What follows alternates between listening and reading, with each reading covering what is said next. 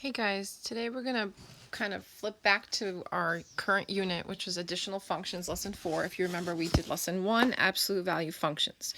We did lesson 2, square root functions. And those were all through transformations. Lesson 3, quadratic functions from the perspective of transformations. Then I took a little leap back to quadratics unit, lesson 10, because it has a lot to do with the lesson 3 quadratics, and I had skipped it for the quadratics unit. So now I'm back to lesson 4 in the additional functions unit, and this is actually the last lesson, but it'll take us several days to cover the material in this last lesson of the additional functions unit. So it's a short unit, but this particular lesson is a little bit long. So today we're going to just look at the introduction to lesson 4, and it's called piecewise functions. So piecewise functions never look the same. They always look different. So in the first slide, as I zoom in on that, I'm giving you 2 examples of piecewise functions that look very different. And the main idea of a piecewise function is that you have pieces of different functions all on one graph. So you might have a piece of a linear function, and then a piece of a quadratic function, and then a piece of an absolute value function, and there are all these little pieces, and you graph each piece under different domains. So I'm going to take a look at the first example, and you're going to be graphing these next week. Right now you just have to kind of understand how they work. So I'm going to go through how the first one works. Not exactly, you don't have to worry about how you would graph it right now, but the way it reads is f of x, meaning y, equals, and then you're going to first look at the top section. So they're telling you f of x equals x plus 2. When you see y equals x plus 2, you have to think to yourself, what kind of function is that? Is that linear, quadratic, exponential, absolute value? Well, it's linear, y equals mx plus b. So this is a little piece of a linear function. But if you look at the right side, only for the domain, so this right column is the domain, only for the domain of x is less than or equal to -1. So on the graph, when I'm highlighting -1, when x is less than or equal to -1, which is this section right here, they're graphing this linear function y equals x plus 2. And then they stop when they get to x equals 1, and that's why the line stops here. Then I'll switch colors now. The next part of the function is over here. F of x equals 1. So if you think of y equals 1, y equals 1 is linear. It's actually, if you think back to your linear functions unit, it's a horizontal line. It's one of those special lines. It's a horizontal line, but only from the domain, and I wrote on top of this a little bit, but only on the domain x between -1 and +1. So only on the domain x between -1 and, oh, no equal sign, and +1. So if you look at the graph, there's this little piece here of a linear function of a horizontal line, but only from -1 to +1 domain. And then the last section I'll do in, I'll switch to purple, is y equals x squared. So you read it with the f of x. Y equals x squared. Well, what kind of function is that? That's a quadratic function. That's a parabola. But they're only going to graph a little piece of the parabola on the domain x is greater than or equal to 1. Only for the domain x is greater than or equal to 1. So if you look at the graph, from 1 on, this purple section is a little section of the parabola. It's slightly curved. You can't really see it that much, but it's definitely not straight. So you'll be graphing these next week. Right now you just have to kind of understand how they work and how to read them. Okay, so I'm going to switch over to the next one, over on the right side. So I'm going to first read the first part. G of x equals 0. G of x equals 0 is really like y equals 0. Let me erase that.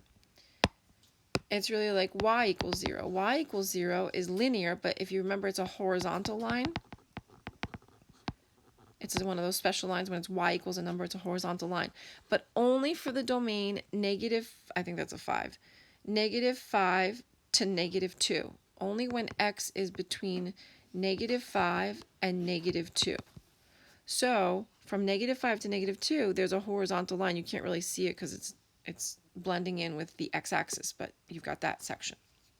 Then I'll switch over to dark blue. You've got g of x equals negative x squared plus 4.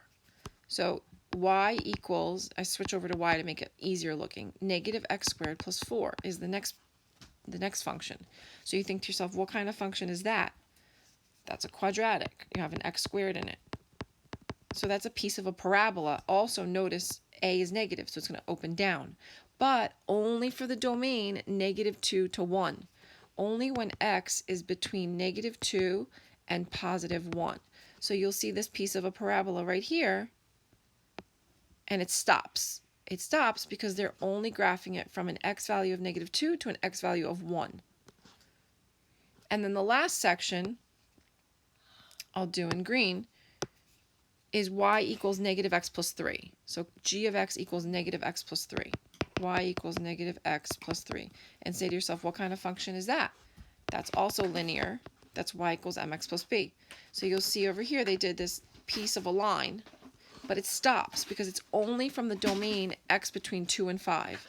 Only for x between 2 and 5. So it goes from 2 to 5. You'll also notice that sometimes on the domain they have equal signs, like on the, here I'm highlighting on the 5, there's an equal sign, but on the 2 there was no equal sign. So the way that appears on a graph is important for you to recognize, and that is, I'm erasing this so you could see it, is that there'll be an open circle or a closed circle. So there's an open circle on the 2 here because on the 2 there was no equal sign. But there's a closed circle on the 5 because on the 5 there was an equal sign. So that's important also to recognize.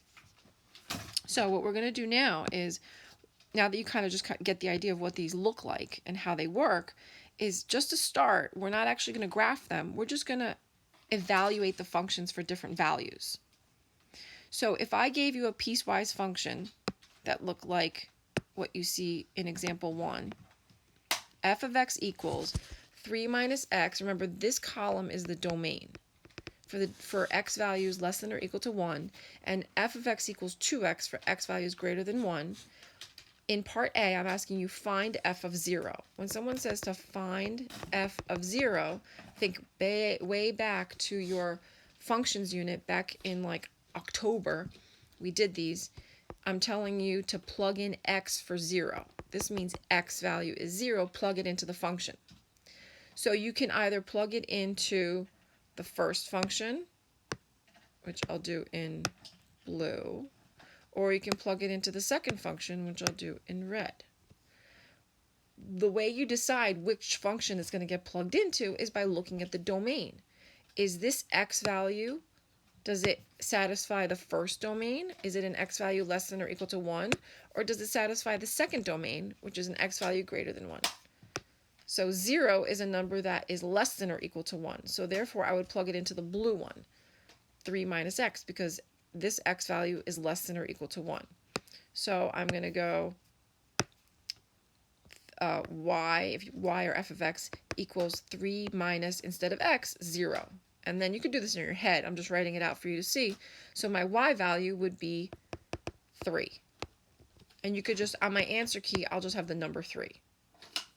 Okay, moving on to b, f of 1. So I want to plug x to be 1. But I have to decide which function do I plug it into based on the domain. So do I plug it into the blue one on top, or do I plug it into the red one on the bottom? Well, you decide by looking at this x value 1. Is it in the blue function, it says x value is less than or equal to 1. Is 1 less than or equal to 1? Yeah. Is it greater than 1? No. So it would go into the blue function. So you would just go 3 minus 1 in your head, which is 2. Okay, part C, same thing. I want to plug in x equals 3. Well, is 3 a number that would satisfy the domain in blue? Is it less than or equal to 1? Or is 3 a number that's greater than 1? It's not less than or equal to 1. It's greater than 1. So this one I would plug into the red function, y equals 2x. So I would go y equals 2 times 3, and you can do this in your head, which is 6. Okay, take a minute and pause the video and do example 2 on your own and try to figure out for each x value that's given, would I plug into the first function, the second function, or the third function? Notice the first function, x squared minus 1, that's quadratic. Y equals 2x plus 5, the second function, that's linear. That's mx plus b, y equals mx plus b. And the last one, h of x equals 2, that is a linear function, but it's a special line. It's a horizontal line, y equals 2. Okay, so that's important for you to always just recognize because you're going to have to graph these. Y equals x squared plus 1, that's a quadratic. Y equals 2x plus 5, that's a linear. And then y equals 2, that's linear, but it's a special line, that's a horizontal line. You don't need to know this to do these parts A through E, but so pause the video. Actually, I have to do a new video because this is getting too long, and you can check your answers.